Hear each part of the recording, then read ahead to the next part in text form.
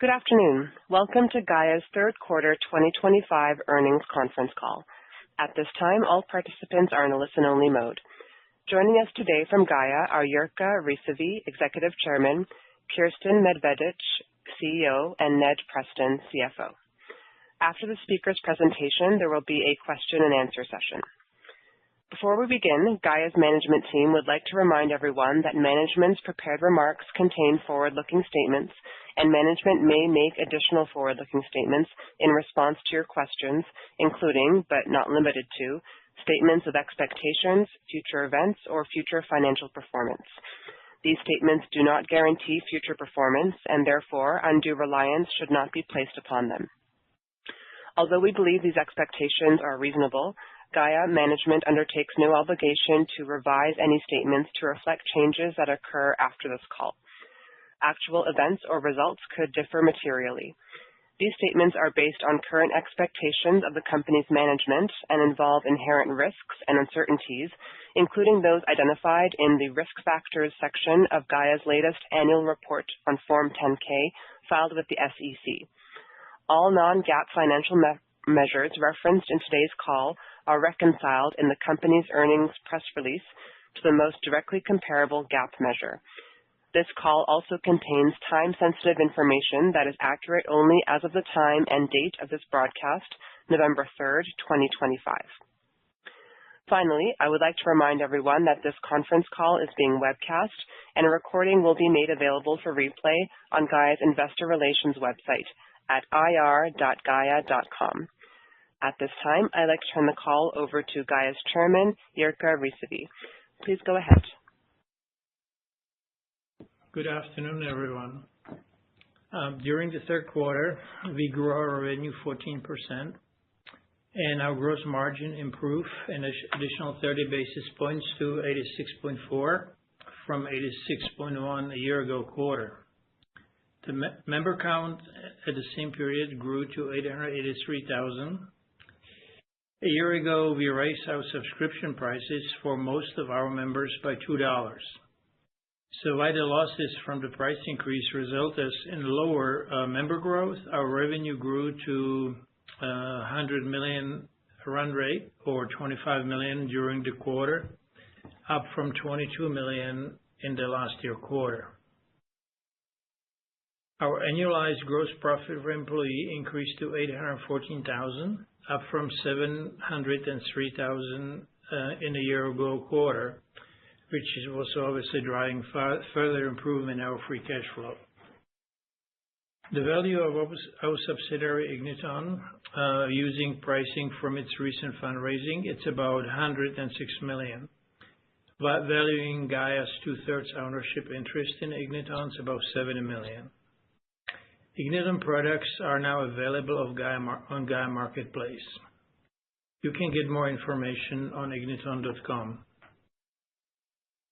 The Gaia cash position improved significantly to $14.2 million from $4.4 million a year ago. Now, Kirsten will speak more about business. Kirsten. Thank you, Jirka. So last week marked an important step in Gaia's evolution as we continue moving from a traditional SVOD model to an AI-forward company, one that brings together conscious media, community, and technology.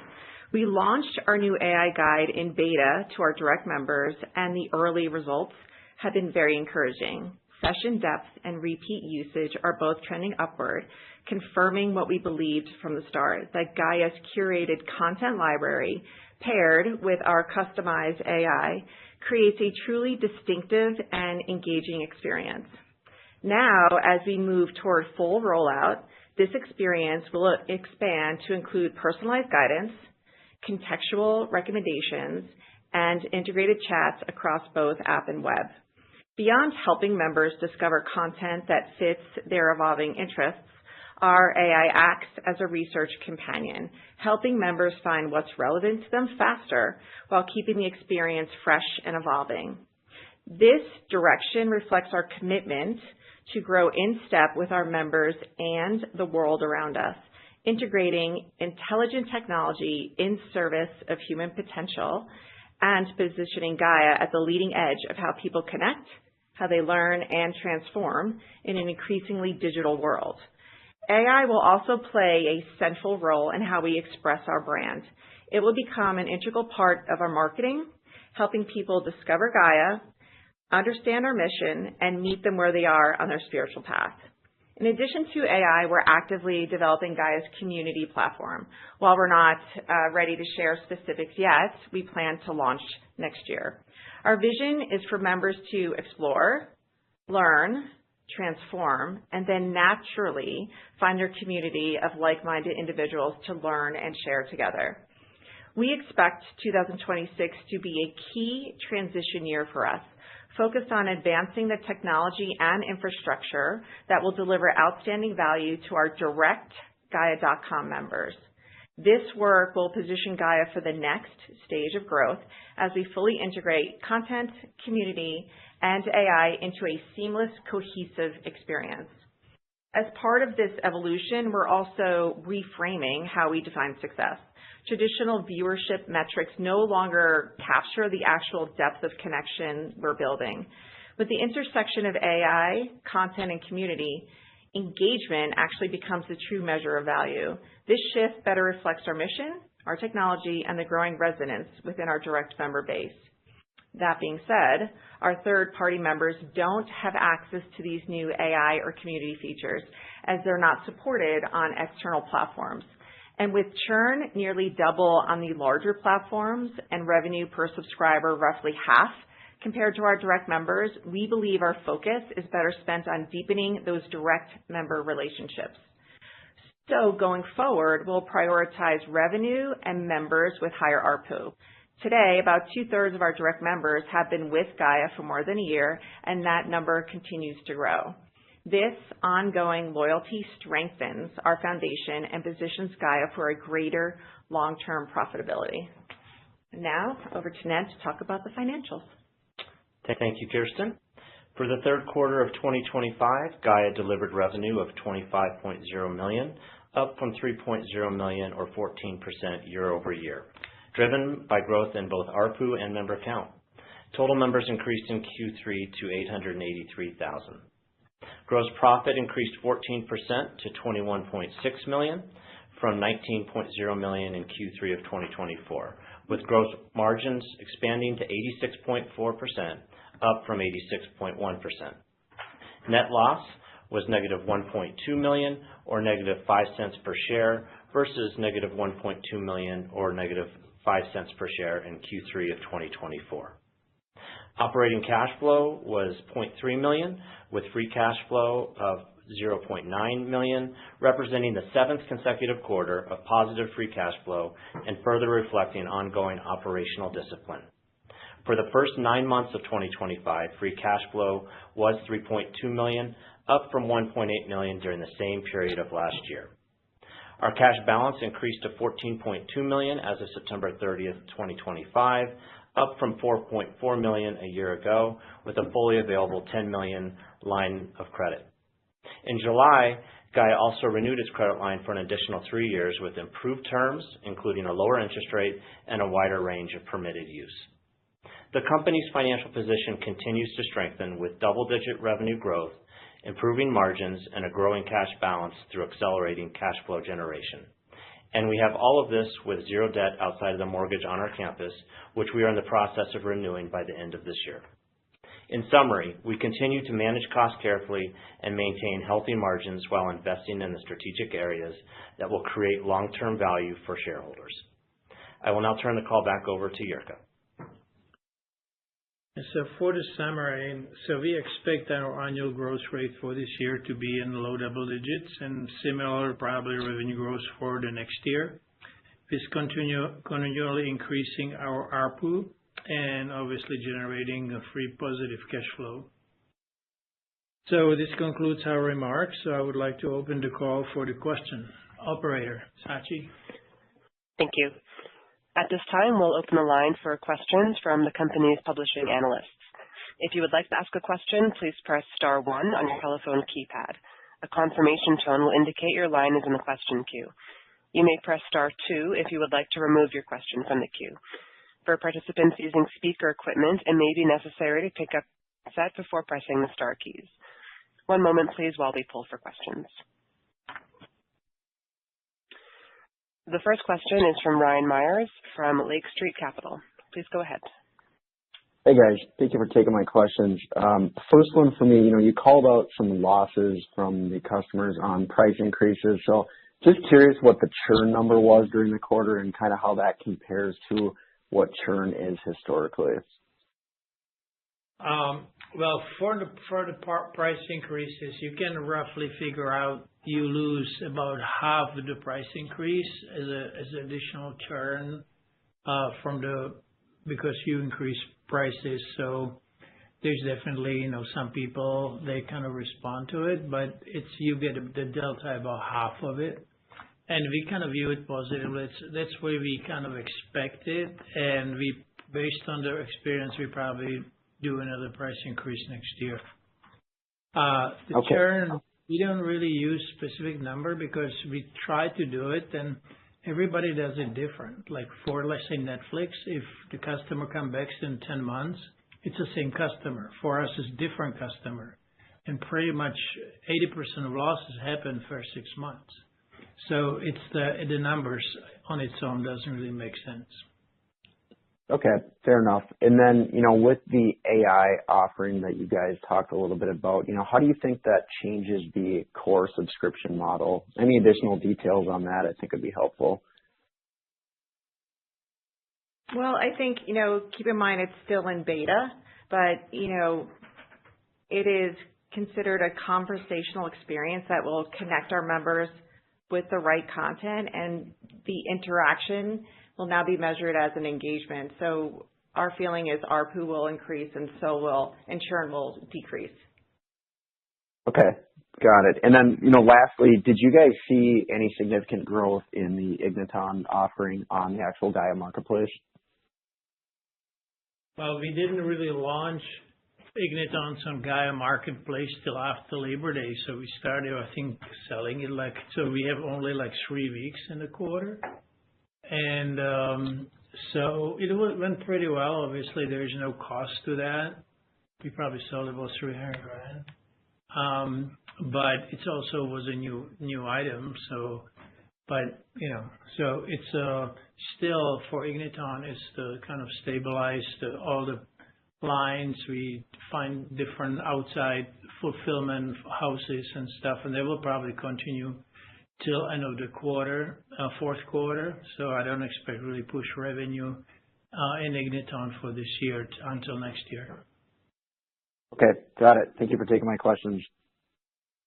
Thanks, Ryan.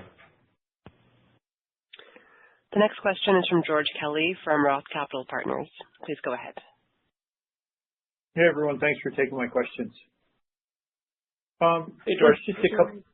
Hi. First, just a couple of follow-ups from the prior questions. It sounded like you're a little uncertain about taking core subscription pricing early next year. Did I hear that right? Is that still in the plan? And if so, how much do you plan to take?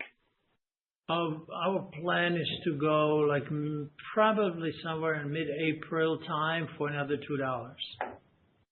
Okay, understood. And then there was also discussion on the call about with your AI features really prioritizing the direct channel. How should we think about that as far as partner marketing spend and you just allocating sort of marketing resources behind partners? Is there going to be some churn or some slower growth by channel next year as you sort of really emphasize the direct? And how is that going to, how are you thinking about subscriber growth next year with those kind of changes? Well, if we're going to raise prices, typically the most of the hit you take the months you introduce it, because all the monthly, which is half of the business, monthly subscription compared annual, it will kind of decide if they will continue or not. So that's typically, I said about if we don't raise the prices, the revenue growth and member growth is as a percentage about same. If we do price increase, the member growth, it's maybe half of the revenue growth. So I assume that's what we saw this year. That's what we're going to see next year. And also we continue to see challenges with advertising efficiencies and targeting on our third-party platforms, which we can't fully control. So our focus will remain on sustainable, profitable member growth and not short-term volume. Okay. Yes. And then because if you go to third party, the churn is more than double of ours, and the revenue what we book is half of ours. So it's really what we need, one person for the same revenue, just one person as our direct rather than 4 on outside parties. So it's just that's what she meant by the higher value members. Okay, understood. And then still on the core business, as you improve the sort of curation tools and you're discovering, I know it's still early days, but you're discovering sort of what people are most interested in wanting and learning about. Do you expect to raise your content spend, or do you think it's in a good place where it sits now? No, we are raising our content spend about 23% from the prior year, so we will continue to make more content.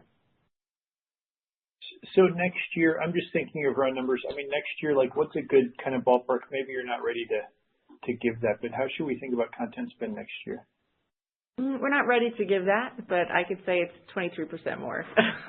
No, I mean, in a rough figure, because we're going to right now look at engagement, which includes community and AI. But if you would strip that and just look at pure content investment, probably about $15 million. Okay. And then just a last one for me, just back to Igniton. I thought that the official big launch was in September. It sounds like maybe you're pushing it out a little bit. Like, what have you seen? Did you put much marketing oomph behind it in September, or is there any more detail you can give there? And that's all I had. Thank you. All we did to put it in Gaia Marketplace and sent email to Gaia members. We didn't do any marketing push. And we probably won't do anything till like our Christmas time. Okay, thanks. The next question is from Jim Sidoti from Sidoti & Co. Please go ahead. Hi, good afternoon. Thanks for taking the question. Jurka, I think I heard you say the Igniton revenue was about $300K. Was that for the month or for the quarter? No, there was just the Igniton product on Gaia Marketplace. The revenue for the quarter was, I think, well, that's from the product. Yeah, probably 700. So once this is fully launched, do you think this is over $3 million a year product? We expect to be pretty much close to it in this year. Close to $3 million in 2025. Well, yes. Okay. Yeah. Hey Jim, I can get into it in a little more detail. Actually, for this year, it's going to be on a run rate of around $3 million. But for this year, because we launched it kind of 2/3 of the way through the year, we'll finish this year about half. About approximately half of that. Heading into 2026, I think that's when you would expect the higher number. And what will the impact on gross margin be? It's run right now about 82%, so it's slightly below the 86 as Gaia does. Okay, but still a pretty healthy gross margin. Yes. Okay. All right, and in terms of the AI, can you just kind of detail how do you monetize that? Is that going to be greater member retention or help support the price increases? What is the ultimate goal of the AI investment? Well, there's several of them, but I kind of believe it would have pretty good engagement on its own, because we see some people really spend more time on search through the AI. They spend a lot of time incorporating a lot of ancient books and videos from our side, so it's quite different than other AIs could be. So it's really proprietary, and then it will really function also as a search for Gaia for all the videos. So if you ask any questions, we will recommend videos which we have on the topics. So that's really the kind of main function, and based by early indication, it was a good call because the engagements are already very good and increasing. And we launched it like a week ago. Yeah. Right. Thank you. Thanks, Jim. At this time, this concludes our question and answer session. I'd like to turn the call back over to Mr. Risavi for his closing remarks. Well, thank you, everyone, for joining, and we look forward to speak with you when we report our fourth quarter results, which will be in early March next year. Thank you. Thank you for joining us today for Gaia's third quarter 2025 earnings conference call. You may now disconnect.